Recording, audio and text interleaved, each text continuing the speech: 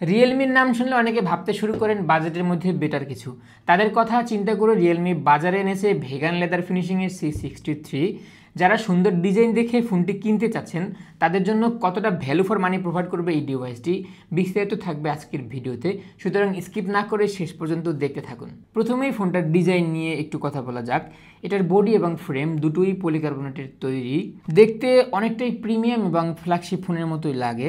মোটামুটি ভালোই স্লিম রাখার ট্রাই করেছে, যেটি 7.74 মিলিমিটার থিকনেস এবং 189 গ্রাম ওয়েট ব্যালেন্স আমার কাছে ঠিকঠাকই মনে হচ্ছিল। অফিসিয়ালি বাংলাদেশে ফোনটি দুটি কালার ভেরিয়েন্টে পাওয়া যাবে। একটি হলো লেদার ব্লু, যেটির back panel anti dust vegan লেদারের, টুকটাক ধুলাবালু বসলে সহজেই পরিষ্কার করতে পারবেন। অপরটি হলো জেড গ্রিন কালার। এটির ব্যাক প্যানেলটা প্লাস্টিকের তৈরি, তবে অনেকটাই ওয়েব টেক্সচারের দেখা মিলবে। গ্লোসি ফিনিশিং থাকার পরেও হাতের ছাপ বসে থাকে না। রিয়েলমি তাদের এই ফোনটায় পোস্ট অ্যান্ড বাটন হিসেবে অনেক কিছুই দেওয়ার ট্রাই করেছে, যেমন ডান দিকে ফিঙ্গারপ্রিন্ট স্ক্যানার, যেটি যথেষ্ট ফাস্ট এবং অ্যাকুরেট কাজ করছিল। মাঝে মাঝে একটু অ্যানিমেশন ডিলে খেয়াল করতে পারবেন। আরও আছে একটি volume up and down button. বাম দিকে সিম কার্ড স্লট, একই সাথে দুইটা ফিজিক্যাল সিম এবং একটা এক্সটার্নাল মাইক্রো এসডি ব্যবহার করা যাবে। একদম নিচে main speaker, type C charging port, primary mic এবং 3.5 মিলিমিটার অডিও পোর্ট। সিঙ্গেল স্পিকারটি যথেষ্ট লাউড সাউন্ড প্রোভাইড করে, সাউন্ডে ন্যাচারাল টিউনটাও প্রপারলি পাওয়া যায়। 200% বুস্ট করলে কিছু কিছু জায়গায় হালকা ডিস্টরশনের দেখা পাওয়া যায়, তখন সাউন্ডের সফটনেসেও ঘাটতি খেয়াল করতে পারবেন। রিয়েলমি তাদের এই ফোনে 6.74 ইঞ্চ সাইজের IPS LCD প্যানেলের ডিসপ্লে দিয়েছে, যেটি 90 হার্জ হাই রিফ্রেশ রেটের। অটো মোডে হেভি মাল্টিটাস্কিংয়ের সময় কিছুটা ল্যাগের খেয়াল করতে পারবেন। ডিসপ্লেটি HD+ 1600x700 পিক্সেল রেজলিউশনের। ডিসপ্লের লোয়ার চিনটা আরেকটু ন্যারো করা যেত, বাকি চিন বেজেল প্রাইস এবং IPS প্যানেল হওয়ায় ঠিক আছে। IP54 dust and water resistance protection থাকায় টুকটাক ধুলাবালু থেকে প্রোটেকশন পাওয়া যাবে। মনের ভুলেও কিন্তু পানিতে চুবানো যাবে না। ডিসপ্লের উপরের দিকটা you shape water drop notch এবং মিনি ক্যাপসুল 2.0 বা ডাইনামিক আইল্যান্ড আছে। বড় সাইজের ডিসপ্লে থাকায় মাল্টিমিডিয়া এক্সপিরিয়েন্স মোটামুটি ঠিকঠাকই পেয়েছি। একদম কাছে নিয়ে দেখলে ভালো পরিমাণ শার্পনেসের ঘাটতি খেয়াল করতে পারবেন। ভিউইং অ্যাঙ্গেল ভালোই ছিল, কালার নেগেটিভিটিও চোখে পড়েনি। 560 নিটস পিক ব্রাইটনেস থাকায় রেগুলার লাইফে ডিসপ্লেটা এনাফ ব্রাইট এবং যথেষ্ট কালারফুল ছিল। ইউটিউবে ভিডিও দেখে আমরা সর্বোচ্চ 2K পর্যন্ত রেজলিউশনের সাপোর্ট পেয়েছি। ফোনটা ইনডোর এবং আউটডোর কন্ডিশনে ভিজিবিলিটি নিয়ে তেমন কোনো সমস্যা হয়নি।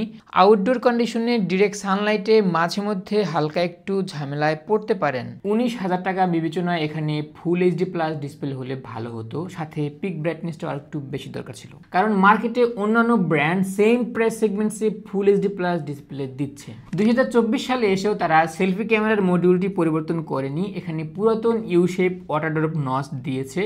দরকার ছিল 5 হোল ক্যামেরা কাটআউট, তাহলে কমপ্লেইনের মাত্রাটা অনেকাংশে কমে যেত। বিশেষ করে রিয়েলমির এই বিষয়টা আমার কাছে পার্সোনালি পছন্দ হয়নি। রিয়েলমির এই ফোনে 5000 মিলিঅ্যাম্পিয়ার ব্যাটারি থাকায় টুকটাক ব্যবহারে 1.5 দিনের মতো ব্যাকআপ পাওয়া যাবে।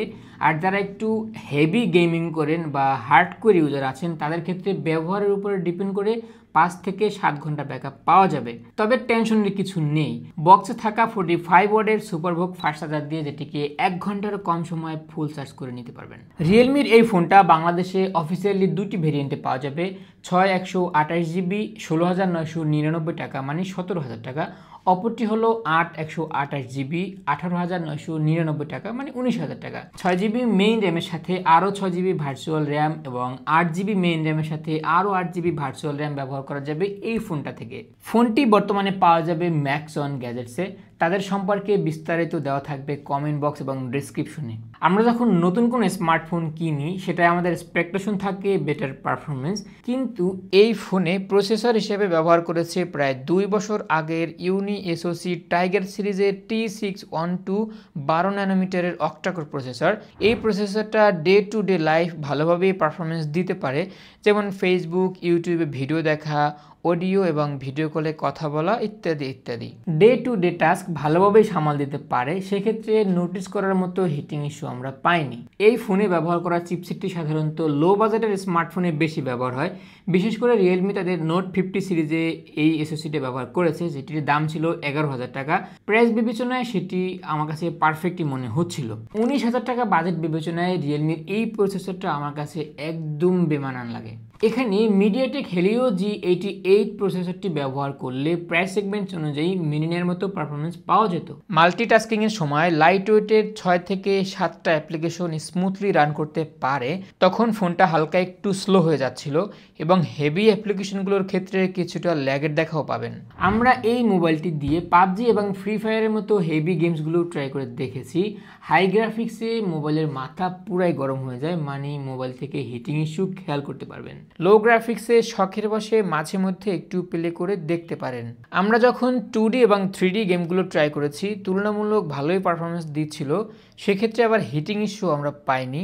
ব্যাক প্যানেলে রিয়েলমি তাদের রেগুলার ক্যামেরা মডিউল ব্যবহার করেছে। মডিউলটি অ্যালুমিনিয়াম বিল্ড হওয়ায় একটু বেশি প্রিমিয়াম ফিল পাওয়া যায়। এখানে আছে একটি 50 মেগাপিক্সেলের 1.8 অ্যাপারচারের মেইন ক্যামেরা, একটি 2 মেগাপিক্সেলের অক্সিলারি লেন্স এবং একটি ফ্ল্যাশ লাইট।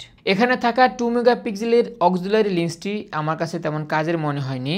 ফ্রন্ট ফেসে 8 মেগাপিক্সেলের সেলফি ক্যামেরা, মেইন ক্যামেরা দিয়ে ডে লাইট কন্ডিশনে ভালো মানের ছবি ক্যাপচার করে। ছবির ব্রাইটনেস এবং কালার কন্ট্রাস্ট ঠিকঠাকই ছিল। ছবিগুলো কাছ থেকে একটু জুম করে দেখলে কিছুটা ডিটেইল এবং শার্পনেসের ঘাটতি চোখে পড়বে। পোর্ট্রেট মোডের ছবিগুলো স্কিন টোনকে স্মুথ করে রিপ্রেজেন্ট করে, তবে এক্সপেকটেশন অনুযায়ী অবজেক্টগুলোকে অতটা ব্লার করতে পারেনি। 8 মেগাপিক্সেলের সেলফি ক্যামেরা দিয়ে মোটামুটি ভালো মানের ছবি তোলা যায়। কালার টোন ঠিকঠাক ধরে রাখার চেষ্টা করে। ভালো অ্যাঙ্গেলে ছবি তুলতে পারলে শার্প ইমেজ আউটপুট দিতে পারে, যেগুলো সোশ্যাল মিডিয়ায় অনায়াসেই শেয়ার করতে পারবেন। মেইন ক্যামেরায় ভিডিও রেকর্ড করা যায় সর্বোচ্চ 1080p 30 fps এ। ভিডিওতে স্টেবিলাইজেশনে ভালো পরিমাণে ঘাটতি খেয়াল করবেন। বাজেট বিবেচনায় ভিডিও কোয়ালিটি তেমনটা ভালো লাগেনি। রিয়েলমির এখানে কোয়ালিটি ইমপ্রুভমেন্টে বিশেষ নজর দেওয়া দরকার ছিল।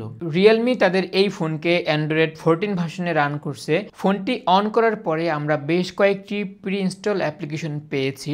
প্রয়োজন না হলে সেগুলো আনইনস্টল করে দিতে পারেন, তখন ফোনটি একটু স্মুথলি ব্যবহার করতে পারবেন। রিয়েলমি এখানে 4 বছরের ফ্লুয়েন্সি প্রোটেকশন দিয়েছে, মানে ফোনটা কেনার পরে যেরকম পারফরমেন্স পাবেন একদম 4 বছর অবধি সেই একই পারফরমেন্স পাবেন। আর্টিফিশিয়াল ইন্টেলিজেন্সের যুগে রিয়েলমি কিন্তু পিছিয়ে নেই।